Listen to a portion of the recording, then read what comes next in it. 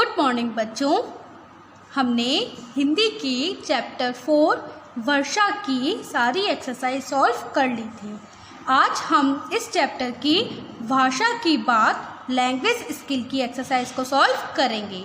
तो स्टार्ट करते हैं। क्वेश्चन फर्स्ट क्या है? बच्चों, नाम शब्द स्त्री या पुरुष होते हैं। पुरुष जाति वाले शब्द पुल्लिंग और स्त्री जाति वाले शब्द स्त्रीलिंग कहलाते हैं। तो देखिए, एक किसी स्त्री का नाम बताइए मुझे। सपोज कर लीजिए स्त्री का नाम है सुमन। तो स्त्री जाति वाले शब्द क्या कहलाएंगे? स्त्रीलिंग। तो स्त्री की जाति क्या कहलाएगी? स्त्रीलिंग।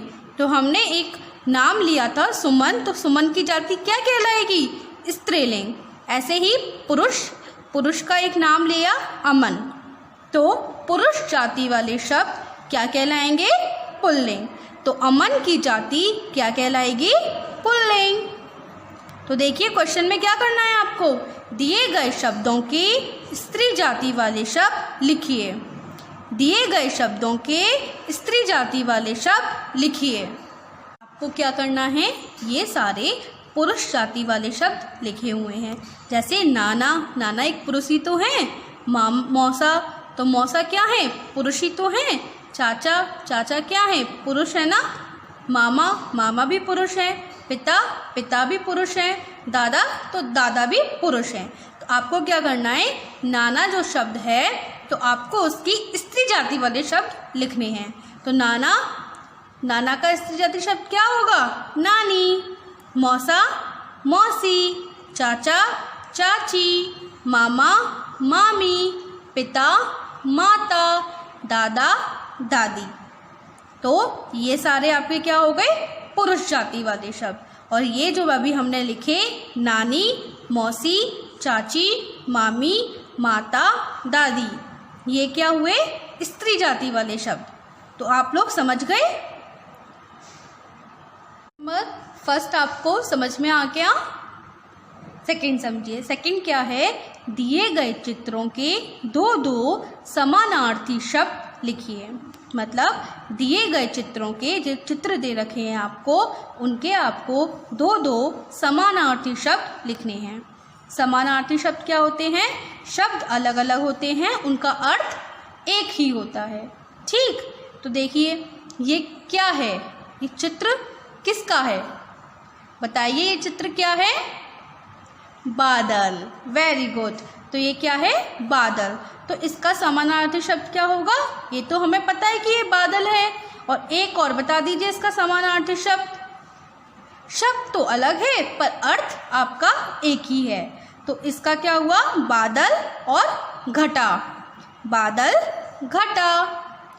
तो बादल और घटा।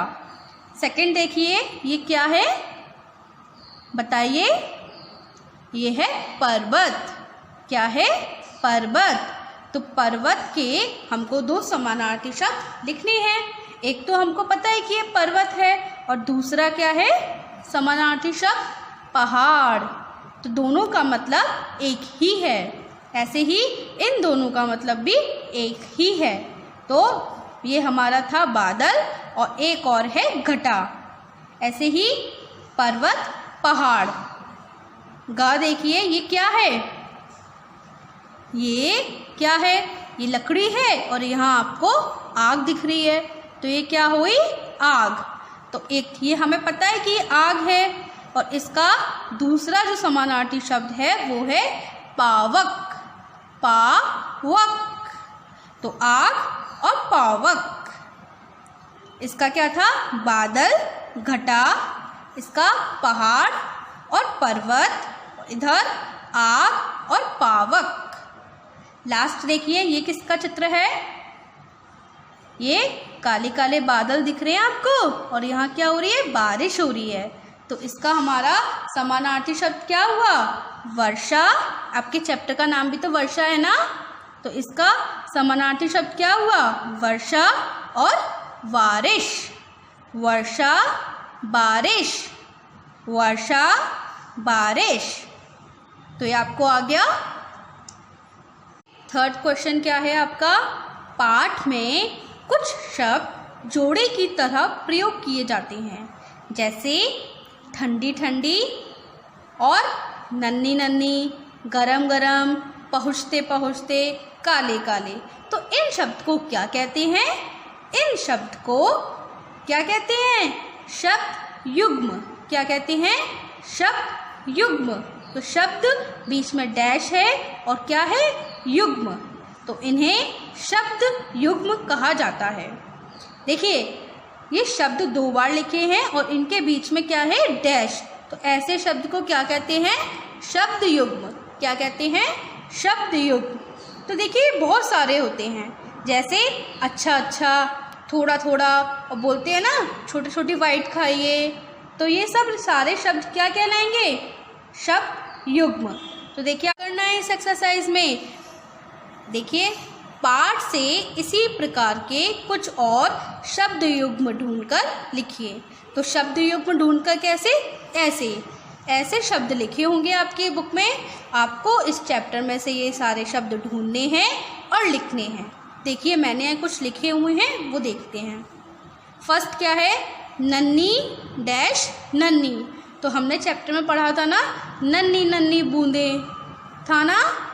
और नेक्स्ट देखिए गरम गरम। तो थर्ड देखिए पहुँचते पहुँचते। और देखिए काले काले। तो ये सारे शब्द क्या कहलाएंगे? शब्द युग्म। तो क्वेश्चन नंबर 3 समझ में आ गया। अब देखिए क्वेश्चन नंबर 4। दिए गए शब्दों के विलोम शब्द लिखिए। दिए गए शब्दों के विलोम शब्द लिखिए। तो विलोम शब्द का मतलब होता है उल्टा। जैसे गरम, तो गरम का उल्टा क्या होगा? ठंडा।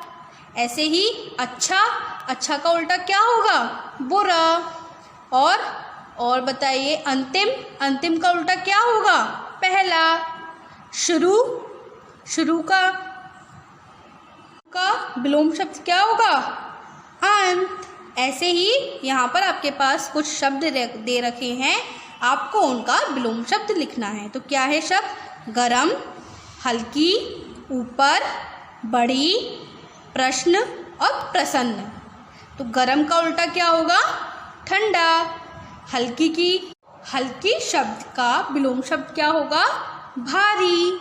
ऐसे ही ऊपर, ऊपर का विलोम शब्द नीचे। बड़ी, बड़ी का विलोम शब्द छोटी। प्रश्न, प्रश्न का विलोम शब्द क्या होगा? उत्तर। और प्रसन्न, प्रसन्न का विलोम शब्द क्या होगा? दुखी। तो ये थे आपके विलोम शब्द। आपको क्वेश्चन नंबर 4 समझ में आ गया। अब देखिए क्वेश्चन नंबर 5। दिए गए संयुक्त व्यंजन से युक्त शब्द पाठ से चुनकर लिखिए। अभी संयुक्त व्यंजन क्या होता है? देखिए जैसे ये आपके पास एक संयुक्त व्यंजन दे रखा है न और हा। तो मुझे ये बताइए न और हा व्यंजन है ना। अब ये संयुक्त व्यंजन कैसे है? ये आपस में मिले हुए हैं। आधा न और हा ये मिले हुए हैं, तो इसलिए इनको बोलते हैं संयुक्त व्यंजन। तो ये आपके पास संयुक्त व्यंजन दे रखे हैं, जैसे अदा स और त, अदा न और हा। ऐसे ही और हैं, आपको इनसे मिलकर क्या बनाना है? युक्त शब्द, एक पूरा शब्द बनाना है। तो देखिए कैसे हैं ये अदा स और ता। हमारे वर्ड क्या है? आधा सा और ता। आपको अपनी बुक से एक ऐसा शब्द ढूंढना है जिसमें आधा सा और ता आए। तो देखिए क्या क्या है शब्द? दोस्त। तो दोस्त में आपका आधा सा और ता आ रहा है ना, तो ये क्या हुए? युक्त शब्द। क्या हुए? युक्त शब्द। और ये क्या था? संयुक्त व्यंजन। ऐसे ही एक और है ख, आधा न और हा। तो देखिए क्या है शब्द? नन्ही, नन्ही, नन्ही। तो देखिए इसमें आधा न और हा आ रहा है ना, तो ये क्या हुए? युक्त शब्द और ये संयुक्त व्यंजन। देखिए ग, इसमें क्या है? आधा ट और ट। तो ये क्या हुआ? ये हुआ आपका संयुक्त व्यंजन। और शब्द क्या है? छुट्टियों। तो छुट्टियों में आधा ट और पूरा ट आ रहा है ना, तो ये क्या हुआ? युक्त शब्द। क्या हुआ? युक्त शब्द। ऐसे ही आधा श और वा, तो ये क्या हुआ आपका संयुक्त व्यंजन, क्योंकि ये दोनों व्यंजन हैं। और शब्द क्या है विश्वास, विश्वास। तो विश्वास में आपका आदर्श और व आ रहा है ना, तो ये क्या हुआ आपका युक्त, ये हुआ आपका युक्त शब्द। ऐसे ही और देखिए इसमें क्या है आदर्श और चा, तो ये क्या हुआ आपका संयुक्त व्यंजन, क्योंकि ये दोनों व्यंजन हैं और ये मिले हुए हैं। और शब्द क्या है बच्चा, तो बच्चा में आदर्श और पूरा चा आ रहा है ना, तो ये क्या हुआ युक्त शब्द, क्या हुआ युक्त शब्द। और देखिए आधा धा और या, आधा धा और या क्या हुआ संयुक्त व्यंजन। और शब्द क्या है ध्यान, तो ध्यान में आधा धा और या आ रहा है ना, तो ये क्या हुआ आपका युक्त शब्द। तो ये आपका क्वेश्चन नंबर 5 कंप्लीट। आपको क्वेश्चन नंबर 5 समझ में आ गया होगा। आपको अपनी होमवर्क नोटबुक पे question number 1, question number 2, question number 3, 4 और 5 करने हैं। बहुत सुंदर राइटिंग में आपको ये सारे क्वेश्चंस करने हैं, ठीक है। ओके।